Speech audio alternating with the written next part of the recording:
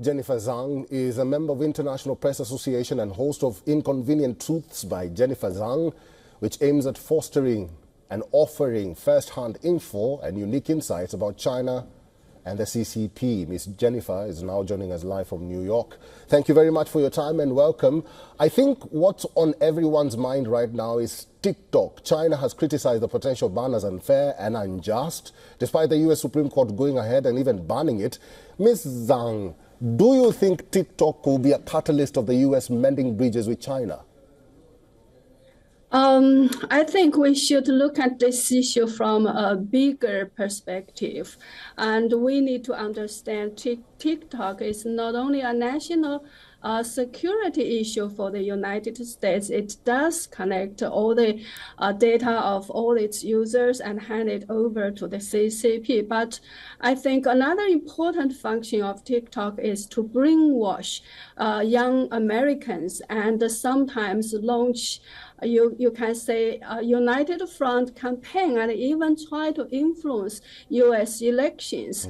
So in those few days, you can say a lot of so-called TikTok refugees swarm to another Chinese app called Red Note, and they are complaining that they lost their freedom of speech in America, and why they went to another Chinese app. But they never questioned why, like Twitter or X, Facebook, YouTube, Google, every other US app, social media platforms are banned in China, and they never experienced the very strict censorship of all Chinese social media app like WeChat. If you say anything sensitive, you got either censored immediately or your account got banned immediately. So overall, TikTok is one of the Chinese Communist Party's very, I think, widespreading unrestricted warfare against the US and also against the free world. So we should look at this issue from this angle. It's not just a simple like a platform as a social media app for young Americans to play with. It is the CCP's unrestricted warfare, a very important tool against the free world. Ms. Zhang, then let me ask you this. How optimistic are you of Trump 2.0 fixing broken relationships, especially with China? And how much of an impact would that be for his presidency and the US? I don't see any possibility of fixing the broken relationship because I think since the CCP went into power in all these years, it has always regarded the US as its #1 enemy, whether it says it or not. And that's why we saw this all sorts of unrestricted warfare against the US. And they even labeled the Trump, I think, former Secretary of State Mike Pompeo as the #1 common enemy of humanity. So every day, if you watch the social media on China, it's endless attacks against the US, against Japan. So that was a very obvious trend and mentality from the CCP side.